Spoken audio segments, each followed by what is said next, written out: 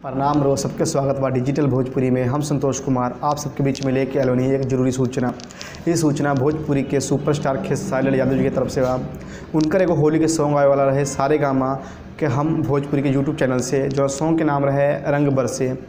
इस song के नाम अब चेंज हो गया बा। अब सॉन्ग के नाम चुनर चोली हो गया बा। इस सॉन्ग के नाम काहे चेंज भइल बा भाई, इस बात अभी तक पता नहीं लगा, लेकिन एक नया पोस्टर जारी भइल रहे, जो पोस्टर वो सब सामने देख सकता नहीं।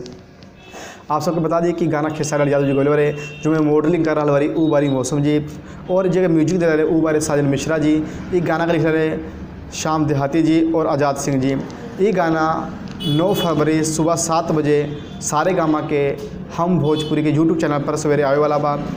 ये जो खबर रोज सब पहुँच रहा बा, आगे से आगे शेयर कर दी जितना उनका फ़ैन बारे, और सबके पास खबर पहुँचा दी कि वो गाना के नाम चेंज हो गया बा। रंग बरसे से अब ये गाना के नाम चुनर चोली हो गया बा। तो भैया लोग कैसा लग रहा है सबके न्यूज़, तो हमने कमेंट बॉक्स में जरूर बताएं। अब बाकी ये जो पोस्टर के नाम चेंज भइल बा ओकरो ओपिनियन हमने के कमेंट बॉक्स में जरूर दे। हम अगर वीडियो बढ़िया लगल बा तो वीडियो को लाइक करी, कमेंट करी, शेयर करी, और चैनल के सब्सक्राइब जरूर करी, और बेल आइकन घंटी के जरूर दबा दे हम। धन्यवाद भैया लोग, थैंक यू।